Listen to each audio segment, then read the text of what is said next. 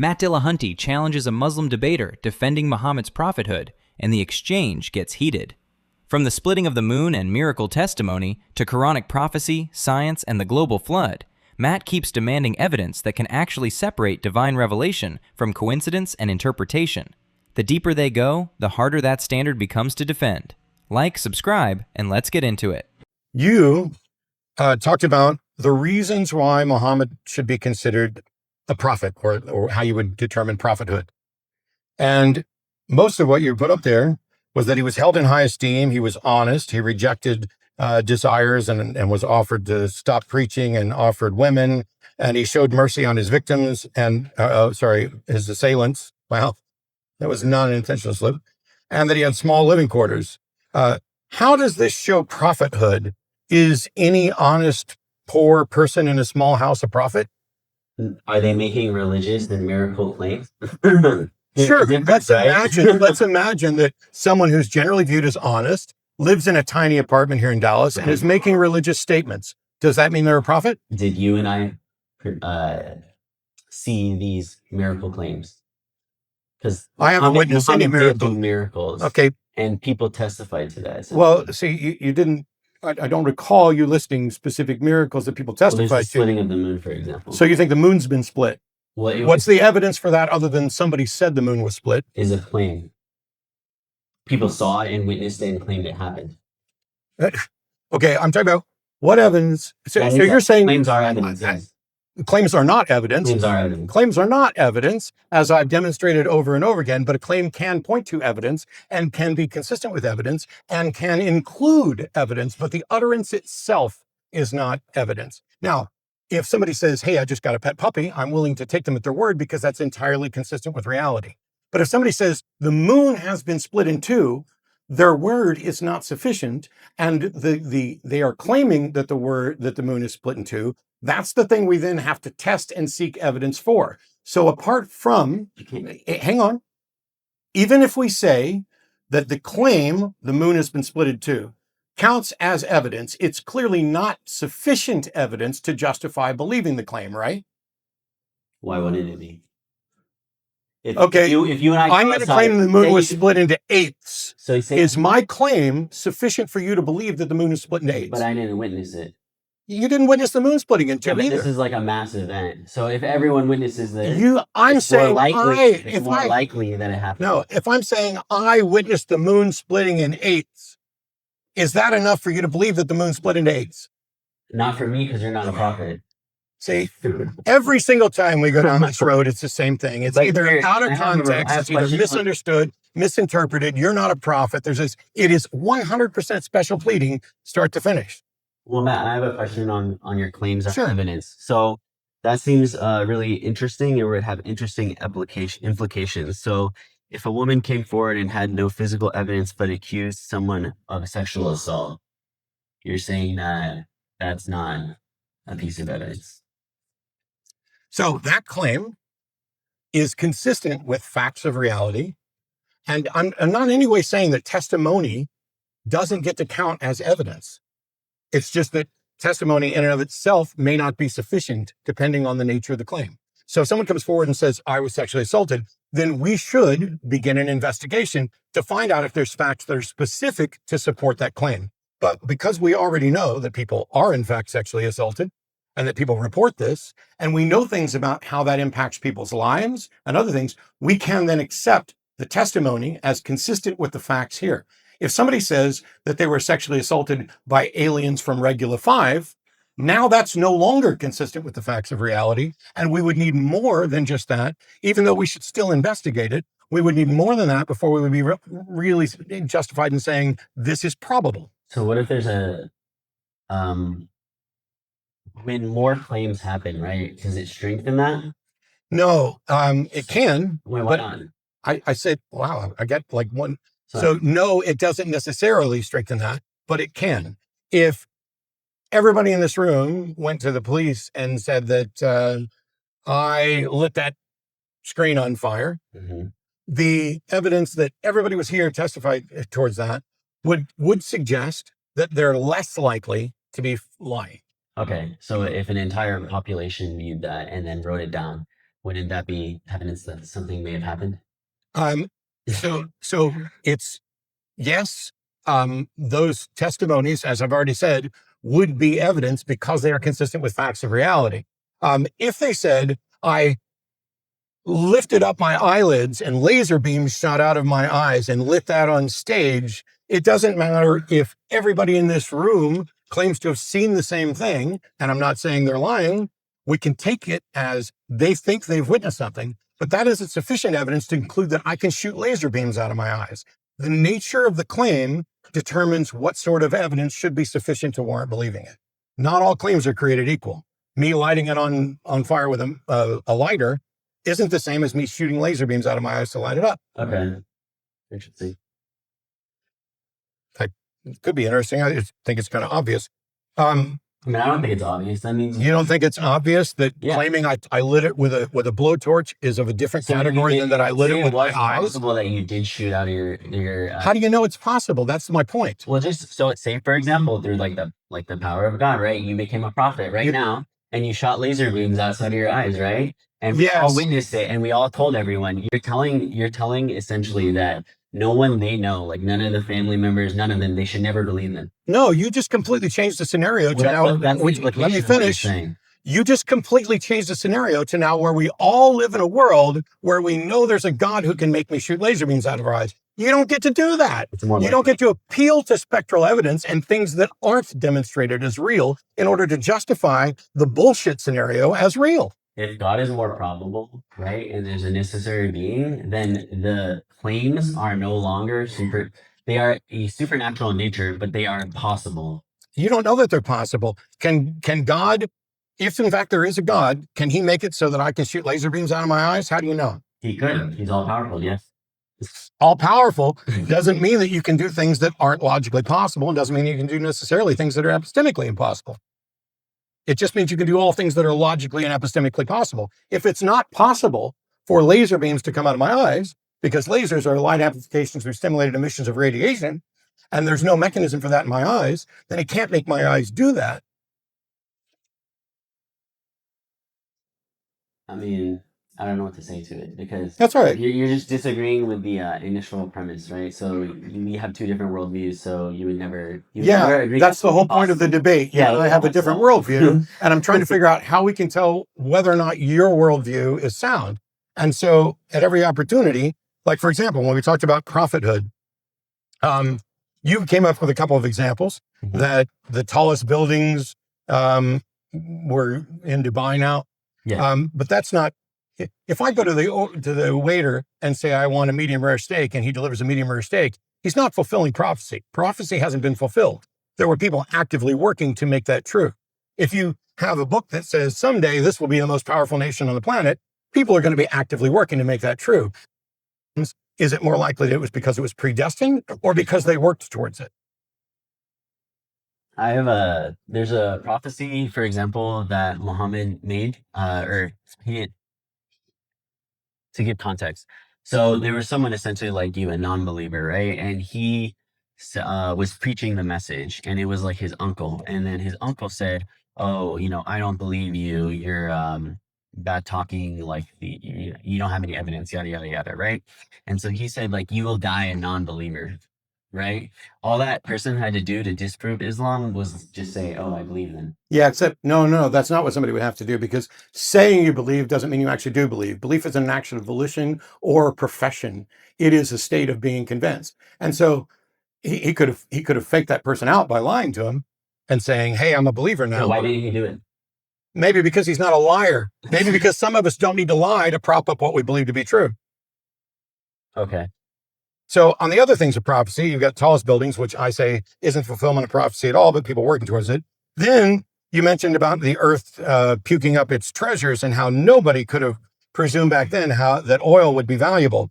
But that's not what the verse says. It doesn't say anything about oil. It says about the earth puking up, providing treasures. Are you suggesting that people back then did not see the value of gems, wood, food, all of the various things that an entire civilization, a merchant like Muhammad, isn't aware of the value of things that come from the earth 1400 years ago? the society wasn't the Arab society back then didn't have all that. So, or like they had obviously some, right? What the hell did they need a merchant for then? Say it again? What do they need a merchant for if they don't have stuff like that? So your claim is essentially that, okay, you're reading into this phrase and now saying, oh, well, they didn't know anything about diamonds and stuff like that. Which No, you said in your slide yes, that there's no way someone 1400 years ago could have seen the value of oil, as if that verse so talks. they didn't know about the oil either. Correct. Okay, But that verse doesn't say shit about oil. so It says things about the earth providing treasures. So this is the thing. If you make a statement and you reframe it as if it's about oil when it's not, then a correct rebuttal is to not only point out that it's not about oil, but also that when it talks about the earth having treasures, in order for you to suggest that they couldn't have known about oil is irrelevant, because they did know about treasures from the earth already. Okay, but they didn't have those treasures, and it's a prophecy for the future, not now. They didn't have treasures. They didn't have food. Mm-hmm. They didn't have wood. They didn't have gems. What do they need a merchant for if they don't have access to these things of value that come from the earth?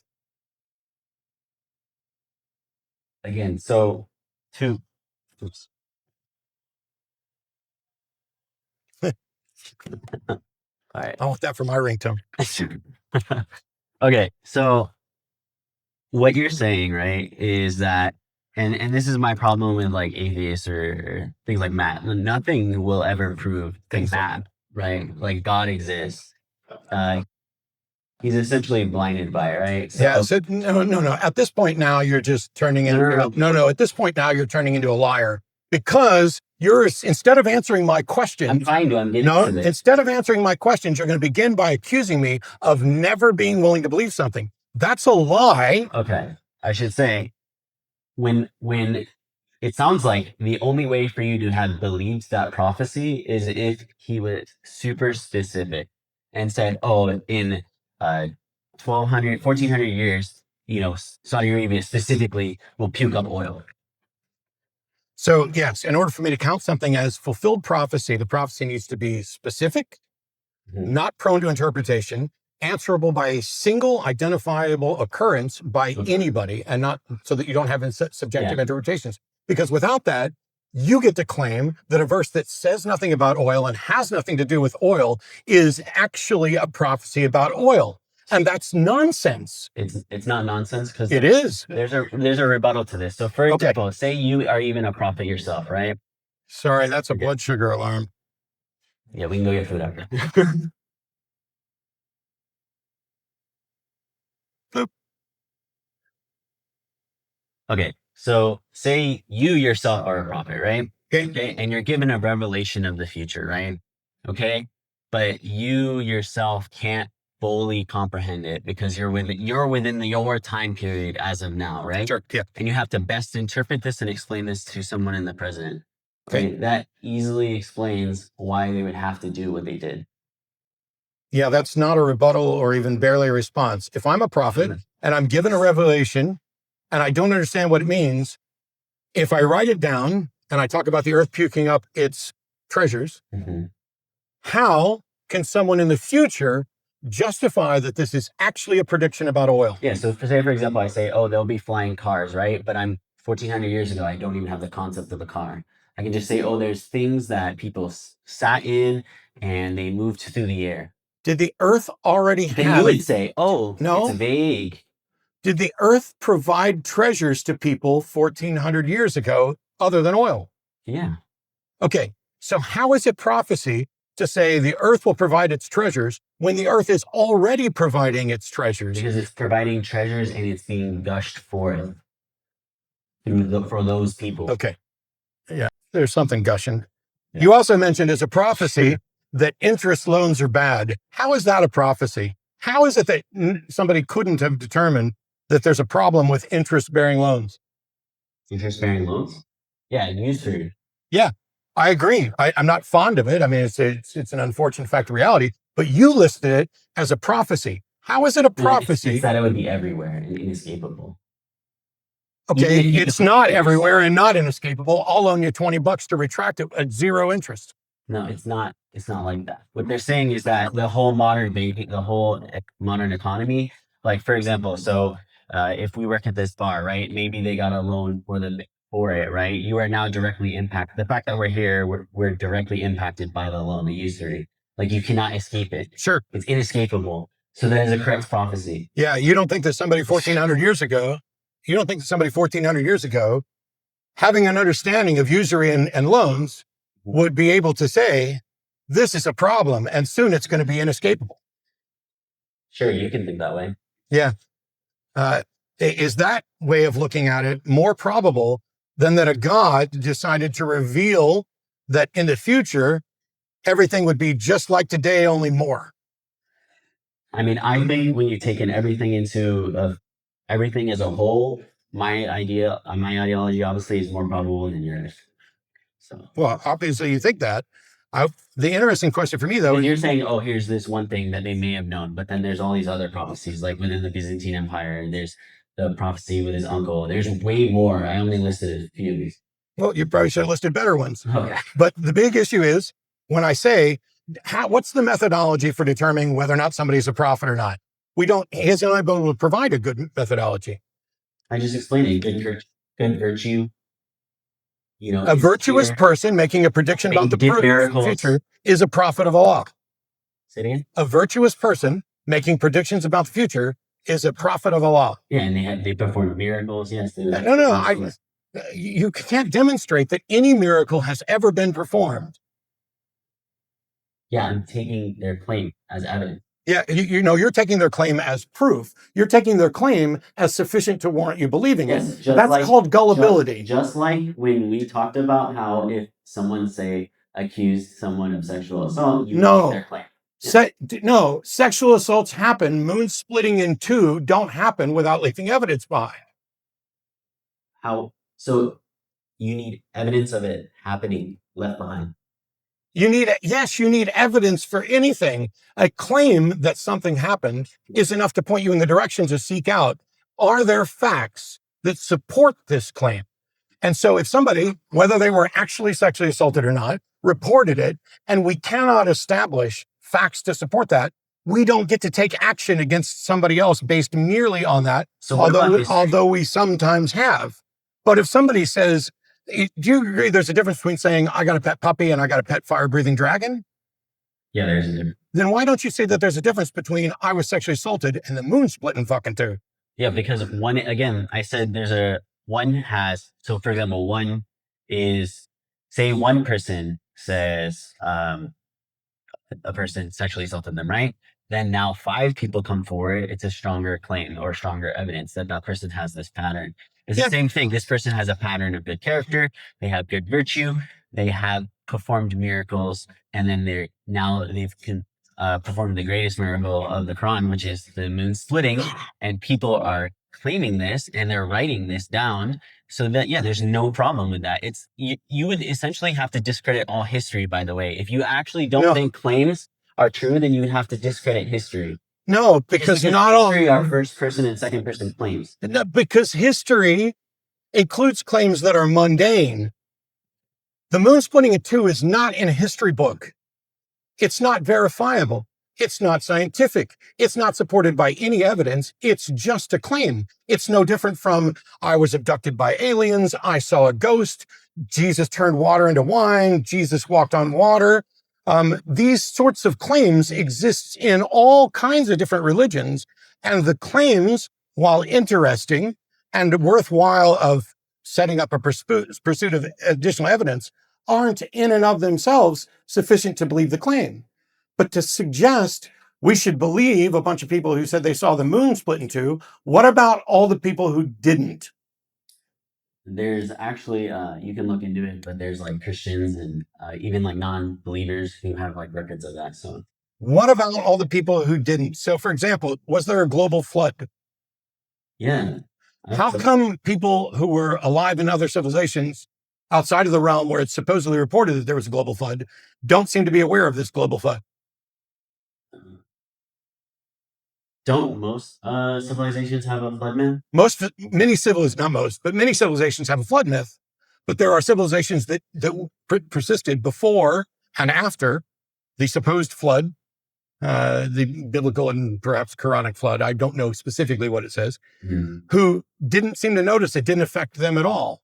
And so if the people over here are reporting a global flood and the people also on the globe are not, wouldn't that mean... Where are the people saying that there's no global flood? No. Where are people saying there's no global flood? It was the question. Wow. Well, what I'm saying is, if one group of people existing at time X say there was a global flood, and another group of people at time X don't report anything about a global flood, it's all business as usual in their records. Are the people who reported a global flood wrong? And does that mean that they didn't experience some sort of flood? They are wrong in the sense that there's a conflict between what's reported, and we can't verify that they're correct. But they may well have experienced a local flood, and just in the process of being human beings who are prone to exaggerate, said, oh, it's a global flood. Okay, so if all the human beings were essentially, you believe in evolution, right? I don't like the language, but I accept that evolution is the current best explanation for the diversity, but not origin of life. I'm not trying to trick you. I'm just trying to say, so what we have, right, is the theory is that like most human beings like stemmed from Africa, right? So if we have all of humanity originating from certain localities, right, and then to them and to all human beings, that would be a global flood, yes. So I don't see any problem. You're saying that it's okay to call a local flood a global flood if everybody around experienced it? Yeah. So yeah, that's not a global flood. Just like that verse isn't about oil. It's funny that despite the fact, what scientific discovery did the Quran lead us to? Meaning the scientific theory, the modern scientific. No, what scientific discovery did a verse in the Quran lead us to verify? I mean, I don't know any off the top of my head, but I don't know any either. But what I do know is that as soon as we have a scientific fact, people of all religions who believe that their God couldn't possibly be wrong or couldn't possibly inspire anything wrong, go trying to find verses to match up with it. Now, when we talk about, for example, the Quran saying the heavens were like smoke, it wasn't until somebody, when you referenced the New York Times article, I think, referred to the Big Bang as smoke. And then, it matches the Quran, except the Big Bang's not smoke. Mm-hmm. So the Quran's still wrong. It's okay. So the article and all the science is wrong.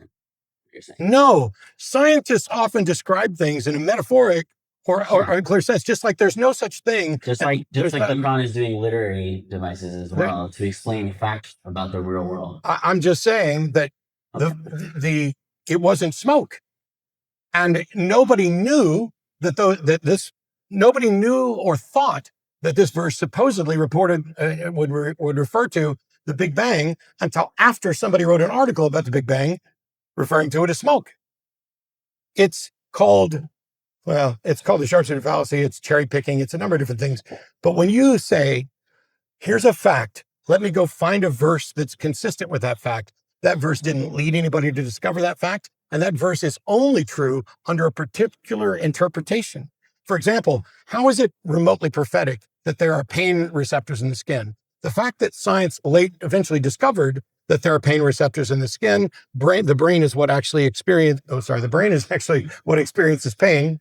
But the notion that your skin feels pain is immediately obvious to anyone who has ever burned their hands on fire or cut their hand or been poked by a barb.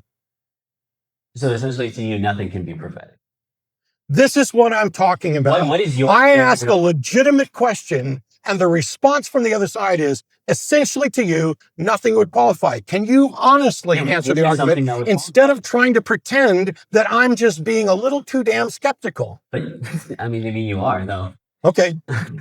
Nothing will convince me because I won't accept that there's something prophetic about people 1,400 years ago not realizing that the skin feels pain. Yeah, that makes me the irrational, unreasonable one who won't accept any evidence at all.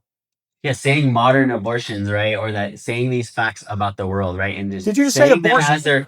Did Okay, you so did you say there's abortion? a prophecy where the Muhammad said, So they in will response to being cut open, called out they for will cut open. dishonestly claiming that I won't accept anything as proof, you decide to go to abortion. No. Can you argue on point, or is everything sensationalized for you? No, I'm not sensationalizing anything. I'm Okay. trying to say, so okay, right? So I'm asking, like, is anything prophetic, right? And my point is they are saying facts about reality. They are saying facts about the future, and they have happened to come true. And your point is, in a way, to hand wave it away and say, oh, well, there's the Saudi Arabians. They just built this stuff to be true, and skin. Oh, maybe I could have, even though I probably wouldn't have known that back then. It could be a logical conclusion that it happened. And then again, the abortion thing, for example, is what I was trying to bring up. Is back then, if you cut open a woman's belly, she would die. So knowing that we would have that, and then the reasoning that people would just be scared of being pregnant, in that way, I think that is prophetic. You think abortion only involves cutting somebody's stomach open? No, it's not. That's not the only thing. Okay. So if it mentions abortion, does it mention a method? Or are you just inferring a method for convenience so that it fits so that you can claim it's prophetic? This is one way it happens, yeah. So my whole question here is, how do you tell if a claim that appears to come true later is prophecy or coincidental or a post hoc rationalization or interpretation? How do you tell the difference? What is the method by which we can tell? That's my question. okay. So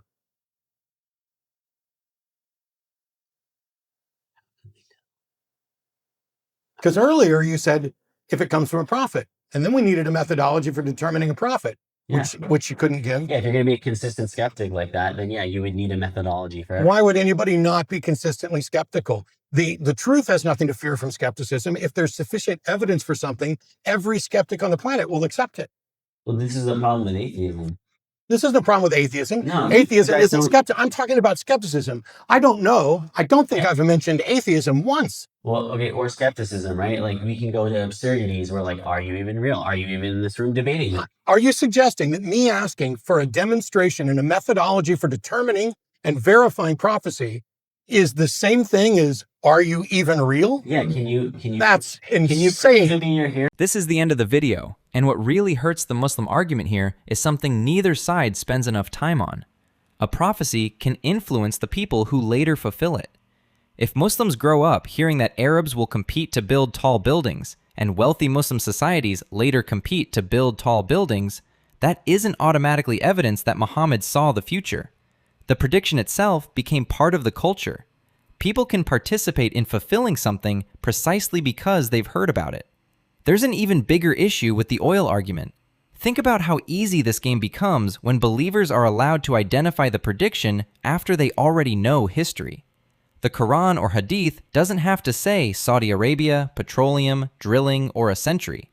It can say something broad about treasures from the earth, and believers get centuries of future events to search through until something looks close enough.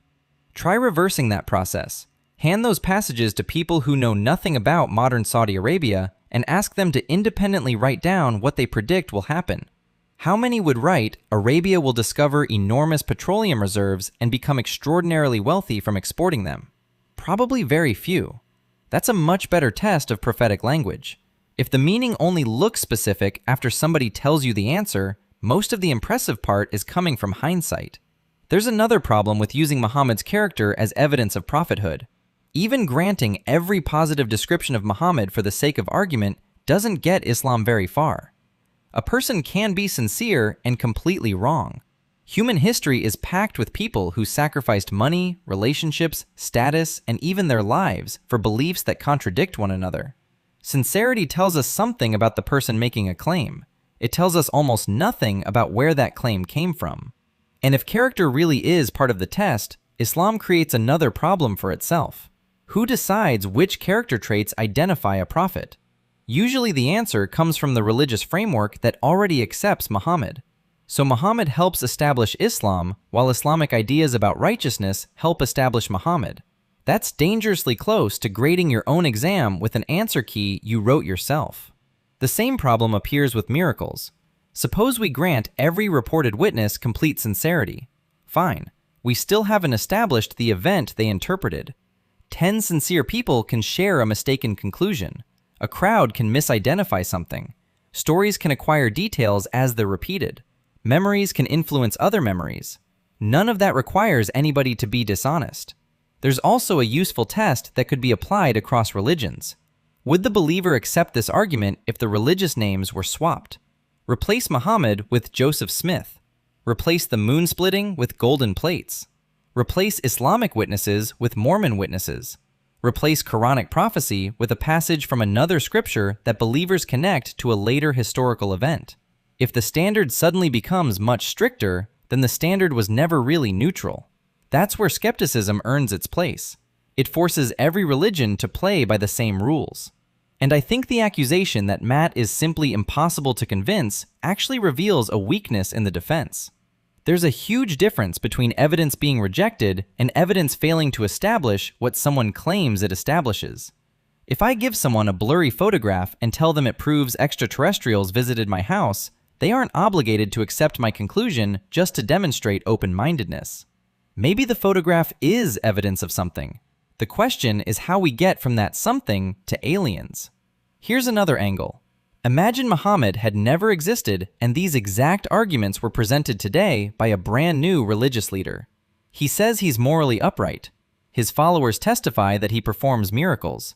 He makes broad predictions. They insist some have already been fulfilled.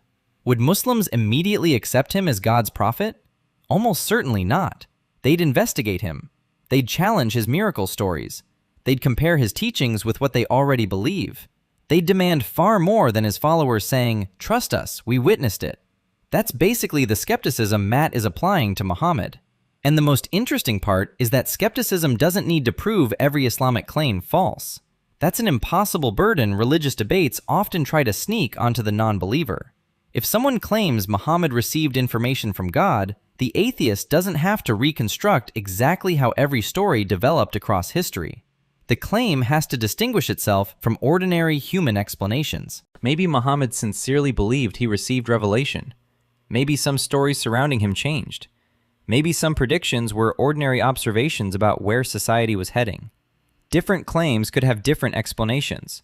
There doesn't need to be one grand atheist theory explaining every sentence attributed to Muhammad.